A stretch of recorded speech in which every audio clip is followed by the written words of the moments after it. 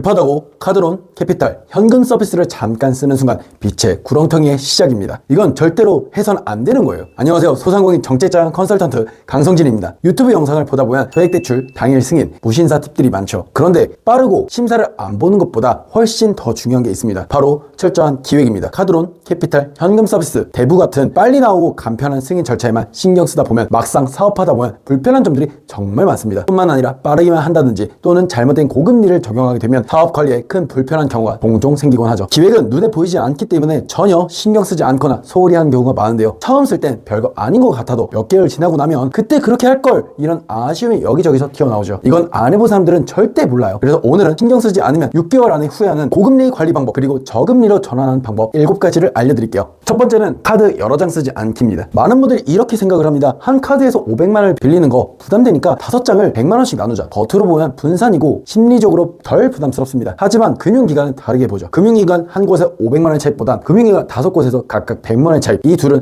리스크 평가가 다릅니다. 후자가 훨씬 위험 신호이죠. 왜냐하면 여기저기서 동시에 돈을 끌어 쓰는 사람은 현금 흐름이 불안정하다고 보기 때문입니다. 신용점수는 단순히 총액만 보는 게 아니라 이용 금융기관 수, 대출 건수, 단기대출 비율, 이 세 가지를 굉장하게 중요하게 봅니다. 그래서 전략은 아주 간단해요. 가장 금리가 낮은 카드를 선택하시고 한도가 높은 카드를 선택하시기 바랍니다. 그리고 한 장을 제일 먼저 집중적으로 사용하셔야 돼요. 그리고 정말 부족할 때만 다음 카드로 넘어가시는 거죠. 카드사 실적을 채운다고 여러 장 쓰는 건 절대 안 됩니다. 그런데 나는 이미 고금리를 쓰고 있고 저금리 정책자금으로 받고 싶으신 분들은 아래 고정 댓글을 클릭해 주시기 바랍니다. 잠수는 절대로 금물입니다. 연체가 시작되면 사람의 심리가 이상해집니다. 전화가 오면 불안해지고 문자가 오면 심장이 뛰고 모르는 번호는 아예 받지도 않습니다. 그리고 스스로 이렇게 위로를 하죠. 다음 달에 어떻게든 되겠지. 시간 지나면 괜찮아질 거야. 절대 아니에요. 카드사는 전화 연결 여부를 기록을 합니다. 연락이 닿지 않으면 상환 의지가 없음으로 판단하기 때문에 그 다음 단계는 생각보다 빠르게 진행이 돼요. 독촉이 강해지고요. 채권 부서로 이관하게 됩니다. 그 다음에 신용정보가 등록이 되고 법적 절차를 준비를 하게 됩니다. 상황이 눈덩이처럼 커진다는 소리죠. 하지만 반대로 전화를 받고 현재 상황을 구체적으로 설명하면 분위기는 완전히 달라지죠. 예를 들어서 이렇게 말을 하는 겁니다. 지금 매출이 줄어서 몇 월 며칠까지 일부 상환이 가능합니다. 나머지는 분할로 조정 부탁드릴게요. 이렇게 계획을 말하면 카드사도 협상 테이블에 앉는다고 보시면 돼요. 돈이 부족한 건 이해는 하지만 의지가 없는 건 절대로 용납을 하지 않습니다. 잠수는 문제를 해결하지 않고 대화가 문제를 해결해 준다고 보시면 됩니다. 금리 비교 안 하면 그냥 손해입니다. 은행 대출 받을 때는 금리 0.1%도 따집니다. 근데 현금 서비스를 받을 때 어떻나요? ATM에서 그냥 뽑아내죠. 앱에서 그냥 누릅니다. 어차피 비싼 거는 다 비슷하겠지. 아니죠. 같은 신용점수 구간에서도 카드사별 금리가 3에서